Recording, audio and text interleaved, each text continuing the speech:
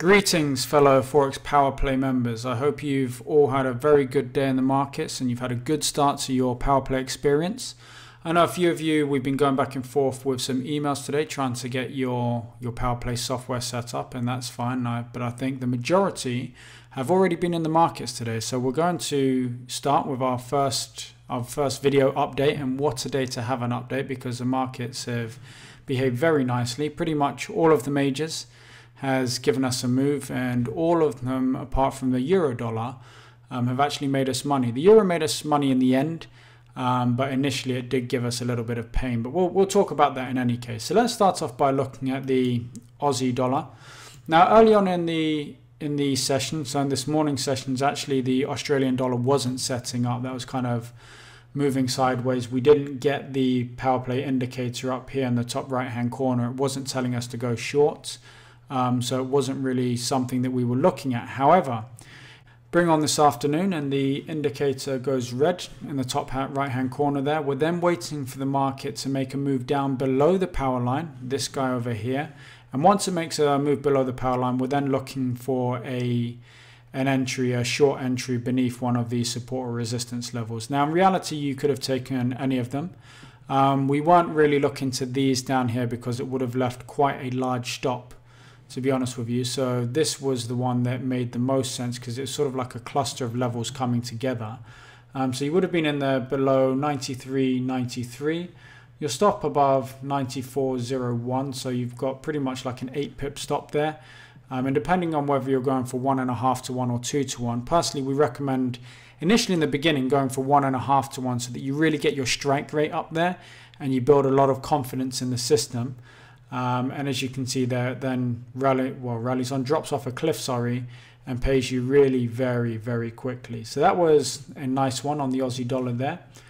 We'll then move on to the euro dollar. Now the euro dollar does pay us in the end, and we'll talk about the one that pays us before we go to the one that was earlier on this morning, which would have stopped you out. Now the one this afternoon, as you can see here, the markets, obviously the condition is red, so we're looking for a sell opportunity here. The market looks like it's going to fall off a cliff, and ultimately we're looking for a support level to be able to sell through. Now the market makes a nice initial move down. It then pulls back a little bit, giving us a perfect swing low to be able to take our trade from.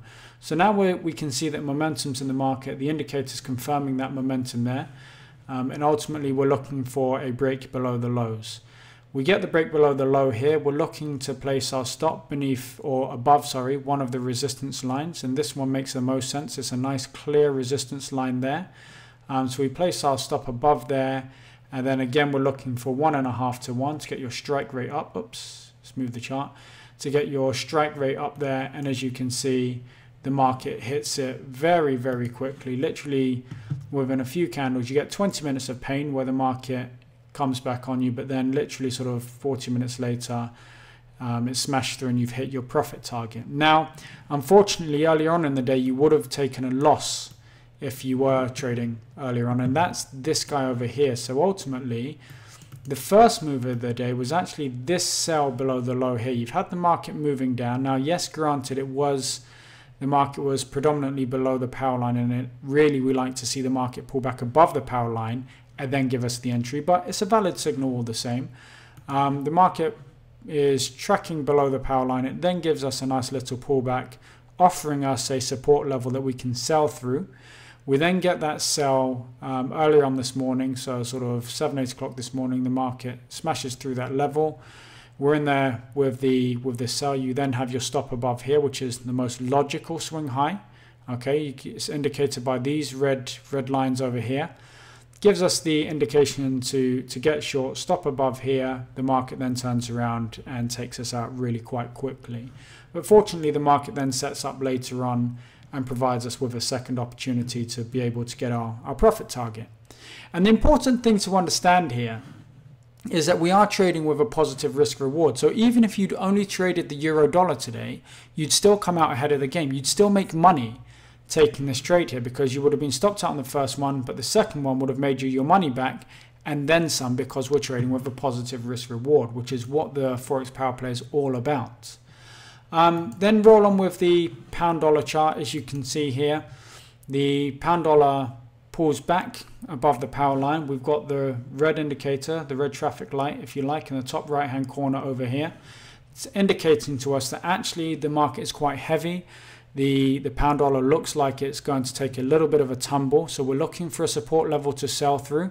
This here provides the best support level because we've got a nice reaction. The market rallies from that level there.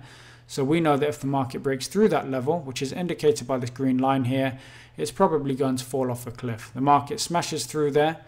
It pulls back a little bit to that level. It treats that level as resistance, and then for the rest of the afternoon, it sort of tracks down, and eventually we hit our profit target just after lunchtime, which is a nice thing. The New Zealand dollar is a perfect example of a consolidation. So as you can see here, the New Zealand dollar has pretty much been consolidating since yesterday afternoon. We have a bit of a move that's tracking back and forward above and below the power lines. We're waiting for the opportune moment to be able to get in. The market, this by the way you probably wouldn't have taken because it was in the early hours of the morning, but for those of you in Australia that are trading this, this is the perfect trade for you. The indicator is red, so it's indicating that we are looking for a short opportunity. Okay, the market, what we're looking for here, so is we've got the consolidation. So really you want to bracket the top and the bottom of the range. So you'd be getting in on a break below there with a stop above the top. Yes, you will have a little bit of a wide stop on this one, but to be honest with you, with these sorts of trades here, they deserve a wide stop because more often than not, they do pay you. Anyway, the market smashes through that level there, and as you can see, it would have paid you really very, very quickly. You're talking sort of 20-30 minutes and you would have been in and out there. However, for those of us in the UK, we didn't take this one, and I'm guessing most of you probably wouldn't have been up through the Asian session trying to trade this. So this is more one for you guys in Australia and New Zealand and out in Asia. That's the type of trade you want to be looking to take. Moving on to the dollar CAD. The dollar CAD gives us a very nice opportunity here. Again, it's sort of like a consolidation zone. So the market's tracking up and down here. And ultimately, we've got a nice high that we're looking to take our trade from. And we've got a low for where we'd look to place our stop. The market smashes through that level just after lunchtime. It then pulls back a little bit. We've got our stop below here, remember, so the stop's below this line here. We're getting in above that line there. The market pulls back to that level. It treats it as support, which is what we like to see. That's just the normal way that the market moves. And then it moves on off and smashes through and ultimately gives us a very, very nice tidy profit. And we're going to be looking at this tomorrow as well with such a extended move. We're going to be looking for the market to consolidate overnight tonight and then hopefully give us a nice trade entry above the 0.8459 level tomorrow. So we'll just have to wait to see how that one turns out. The dollar franc is similar to the euro dollar, but obviously the opposite. Now again, we get the market pulls back below the power line, which is what we're looking for, then breaks back up above. At that point in time, we don't really have a level to trade from. So we're really waiting for this pullback here, which is what we get. The market then pulls back, gives us a level that we can also place our stop at. So a logical level to place your stop. Below that level there, you're then looking for the market to smash up above the 90445 level, which it does just around lunchtime, as you can see. It gives you a little bit of pain. So, you know, it's not plain sailing. You've got sort of all of 10 or 15 minutes where the market is bouncing back and forward between break even and a little bit of a loss and a little bit of a profit. And then eventually it then rallies off and sort of half an hour, 40 minutes later, you would have been able to take your profit. Finally, we have the dollar yen, which looked oh so promising earlier on, but at the moment it looks like it might come back and stop us out because we wanted those extra few pips there. But anyway, the dollar yen, we were looking for a long opportunity, looking for a long above this high over here, indicated by this little red line, as you can see. Now, why do we go for this one and not this one? Well, really because there's literally sort of 2 pips in it. And when there's sort of just 2 or 3 pips in it, really be a little bit more conservative and wait for the market to breach through that level. So we waited for it to break through that level there. We've then got a logical place to place our stop down at the 101.90 level. 1.5 to 1 is where this level is over here. But at the time of recording this, obviously, we haven't quite made it. We've got a little bit of a sell-off, but hopefully the market is going to track the power line now and treat it as sort of like a support, a springboard to be able to take us towards profit. And we'll be able to close this one up for a profit as well. That sort of wraps it up for the charts today. So as you can see, we had a lot of opportunities here. Now, I'm by no means saying that you need to take every single one. It doesn't make any sense to take every single one, but I'm just highlighting the opportunities that did arise today. How do you choose which is the best opportunity to take? Well, really and truly, in the beginning, you sort of want to do it on a first come, first serve basis. So the first signal that sets up that looks good, you take that. And then move on from there. And when you get a little bit more experience, then you can look at maybe comparing which is the strongest currency against the weakest and looking to take that one. But that's something you can look to do in a few months' time. Equally, you know, if you just take it on a first come, first serve basis, you will still be very, very profitable trading this system. One final little note though, and that's that the radar. So a few of you have written in and said that the radar screen, you're not able to see all of the pairs. It's sort of cutting off at the Kiwi down here. What we've actually done is we've told our tech guy, our programmer, about this, and he's given us another or an update really to the installer that you've already used.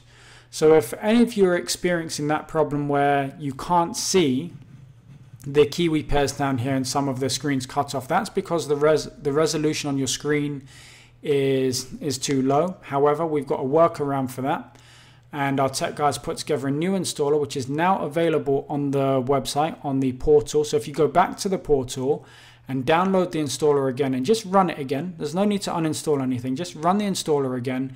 It should then update the profiles with the updated radar screen, as you can see here, where the text is a little bit smaller, but as a result you can then see everything on your screen.